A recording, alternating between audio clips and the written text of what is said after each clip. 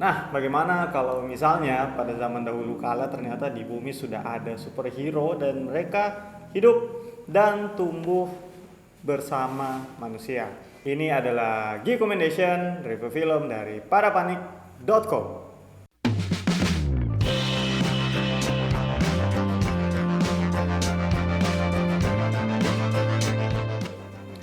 Nah, yang akan kita review kali ini adalah Eternals. Jadi Eternals ini adalah installment baru dari Marvel Cinematic Universe.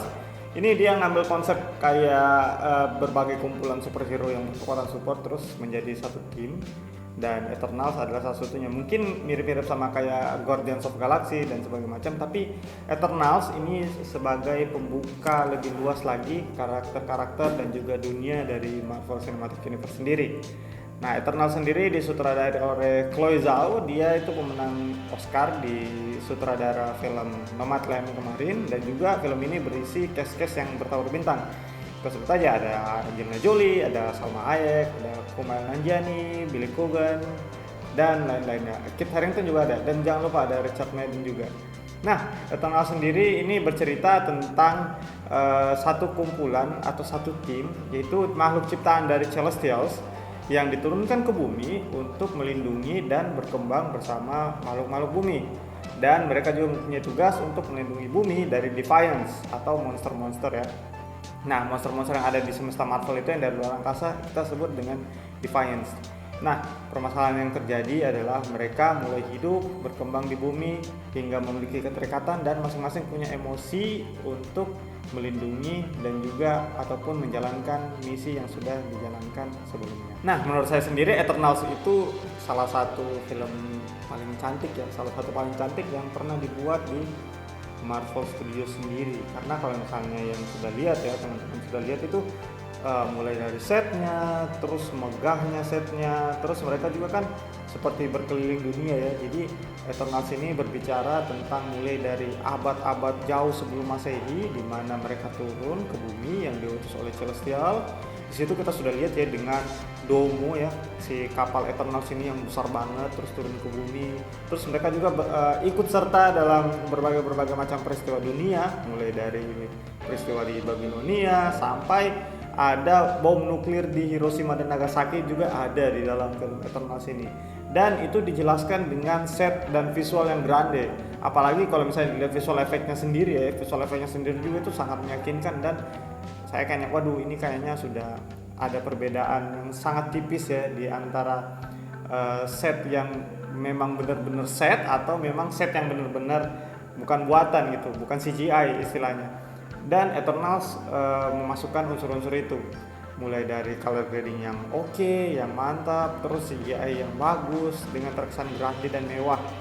Jadi bisa dibilang Eternals ini salah satu film MCU yang paling cantik menurut saya. Apalagi ini kan disutradarai sama Chloe Zhao sendiri. Nah, kalau misalnya ada yang nonton film Nomadland sendiri, Nomadland itu kan juga dia menunjukkan lanskap bumi yang istilahnya indah dan cantik dan estetik gitu. Nah, mungkin ada juga nih masuk ke dalam Eternals. Jadi Eternals ini sangat cocok buat kamu yang pengen mengenal lebih jauh lagi tentang dunia semesta Marvel dan juga apa yang terjadi di bumi ketika zaman-zaman sebelum Masehi, di mana Avengers itu juga belum muncul pada saat itu. Nah, kalau dilihat dari segi cast sendiri, Eternals ini memiliki cast yang sangat beragam dan sangat multicultural. Kita bisa lihat ada Kumail Nanjiani, itu represent India kan. Terus ada Don Lee yang jadi Gilgamesh dari Korea. Terus ada juga Salma Hayek, ada Angelina Jolie. Jadi cast-castnya itu berisi, ini anggapannya kayak orang-orang berbagai macam dunia tuh dipanggil tuh, aktor-aktor dunia itu dari negara representasi masing-masing terus bermain di satu film, yaitu di Eternals sendiri.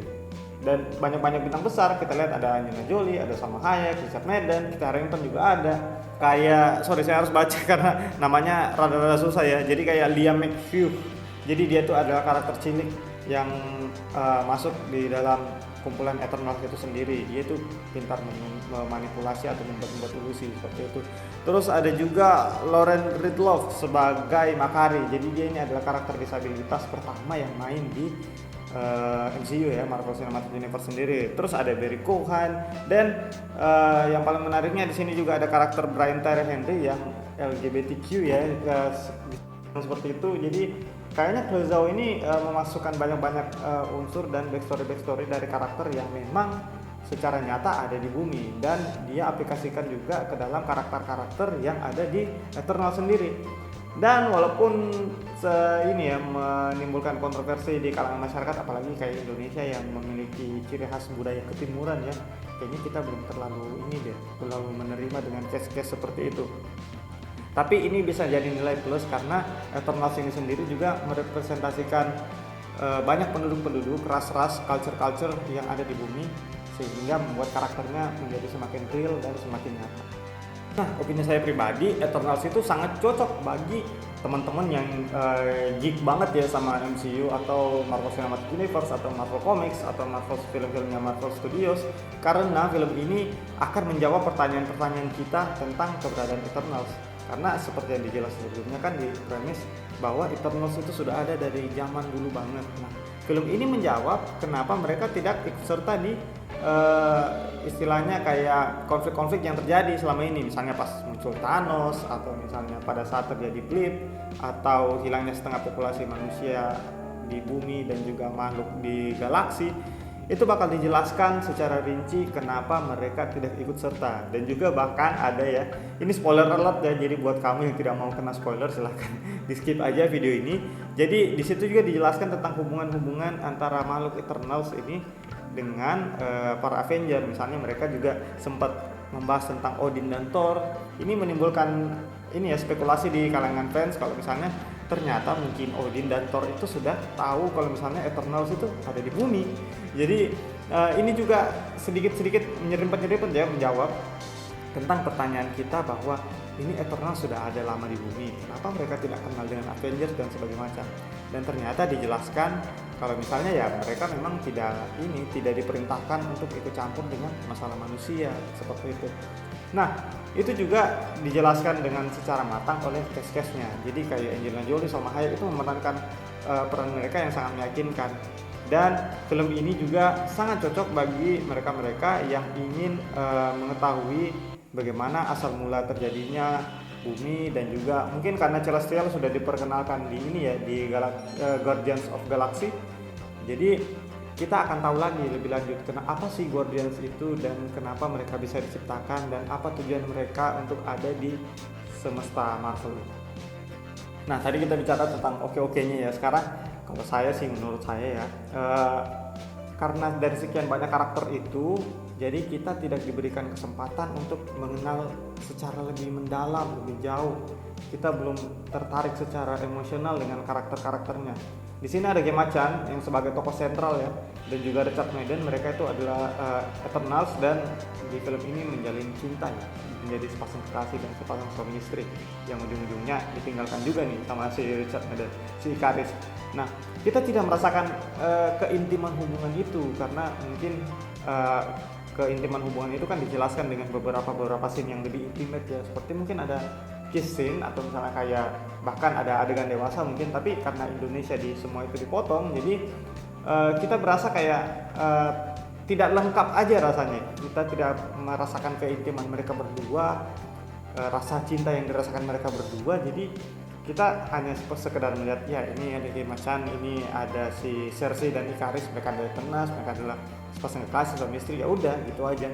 Malah sejujurnya saya lebih tertarik dengan ini, dengan hubungan antara Druig dan Makari. Jadi mereka itu kayak menjalin hubungan kayak malu-malu kucing gitu. Jadi justru itu menurut saya yang paling menarik dilihat, karena tanpa ada intrik dan keintiman gitu mereka bisa menunjukkan chemistry yang bagus dan sampai ke penonton. Kalau saya mungkin karena ini subjektif ya, review subjektif, jadi mungkin ada yang merasakan, ada yang tidak. Tapi menurut saya karena itu sih, karena sensor dan juga belum terlalu sampai apa yang mereka sampaikan ke saya gitu, sehingga membuat mereka believable dan lovable. Ini juga terjadi sama karakter Brian Tyree Henry, walaupun kita tahu karakternya LGBTQ ya, jadi pasti ada scene-scene dia yang dihapus. Jadi dia sebagai satu karakter LGBTQ yang pertama yang ada di MCU ini istilahnya kurang believable gitu lah, kurang lovable gitu. Jadi mungkin karena kita nggak bisa protes juga kan, karena terbentur dengan norma-norma yang ada di masyarakat Indonesia.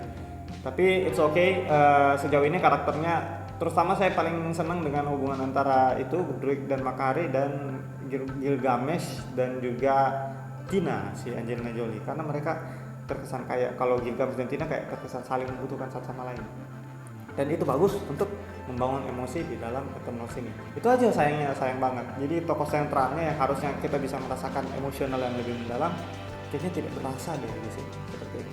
Pada intinya Eternals ini sangat cocok bagi kita ya, para geek Marvel Studios, untuk istilahnya mengexpand pengetahuan kita, wawasan kita, apalagi yang fans banget sama komiknya dan segala macam. Jadi otomatis kita itu mau lihat apa kira-kira kalau di live action itu kayak gimana. Dan dia juga banyak memasukkan referensi scene yang sama ya, scene-nya tuh sama di komik dengan di film itu sama, ada beberapa pose yang sama, angle yang sama, dan kita harus appreciate itu.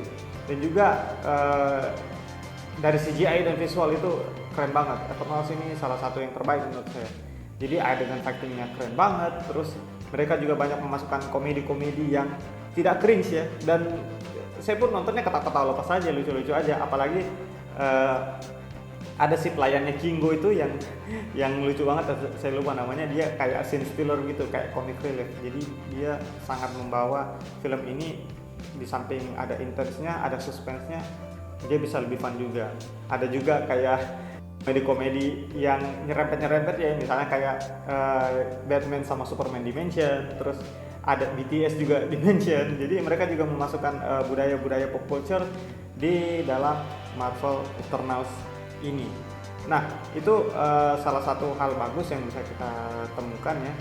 Jadi namanya review subjektif, pasti beda-beda. Mungkin kamu merasa, oh ini oke-oke aja, atau misalnya ada yang kurang, kamu bisa kasih tahu kita di kolom komentar di bawah, dan kita sama-sama diskusi tentang bagaimana sih tanggapan kalian setelah menonton film Marvel Eternals ini. Tapi pesan saya, ketika ending roll berakhir, jangan pulang dulu, karena spoiler alert sampai di sini. Silahkan skip video ini karena saya akan men-spoil ya. Kalau misalnya tidak mau kena spoil, silahkan di skip.